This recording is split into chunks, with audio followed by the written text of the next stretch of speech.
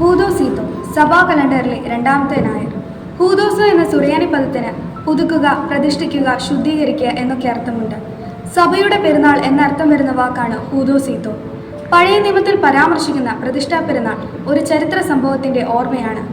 അന്ത്യോക്യസ് Epiphanes എന്ന വിജാതീയ രാജാവ് അശുദ്ധമാക്കിയ യെരുശലേം ദേവാലയത്തിന്റെ കേടുപാടുകൾ തീർത്ത് യൂദാ മക്കാബിയരുടെ നേതൃത്വത്തിൽ പുനഃപ്രതിഷ്ഠ നടത്തിയ സംഭവത്തിന്റെ വാർഷിക ആചരണമാണ്. 7 ദിവസം നീണ്ടുനിന്ന ആചാരപരമായ ആഘോഷമായിരുന്നു പ്രതിഷ്ഠാ പെരുന്നാൾ. വിശ്വാസികളുടെ സമൂഹമായ സഭയുടെ പുതുക്കം എന്നതാണ് ഹൂദോസീതോ എന്നതുകൊണ്ട് പുതിയ നിയമത്തിൽ അർത്ഥമാക്കുന്നത്. പഴയ നിയമ ദേവാലയത്തിന്റെ സ്ഥാനത്ത് വിശുദ്ധ സഭയാവുന്ന പുതിയ ദേവാലയം സ്ഥാപിതമാകുന്നു. ദൈവത്തിന്റെ ആലയമായ ഓരോ വിശ്വാസിയുടെയും പുതുക്കമാണ് ഹൂദോസീതോ. കർത്താവിന്റെ ജന്മപെരുന്നാളിന് മുമ്പുള്ള സഭയുടെ ഒരുക്കം കൂടിയായി ഈ പെരുന്നാളിനെ നമുക്ക് കാണാം. പാപത്തിൽ നിന്നുള്ള ശുദ്ധീകരണം ഓരോ വിശ്വാസിക്കും സാധ്യമാകുമെന്ന് പ്രത്യാശ നൽകുന്ന ഈ പെരുന്നാൾ പ്രാർത്ഥനയോടെ നമുക്ക് ആചരിക്കാം. നന്ദി.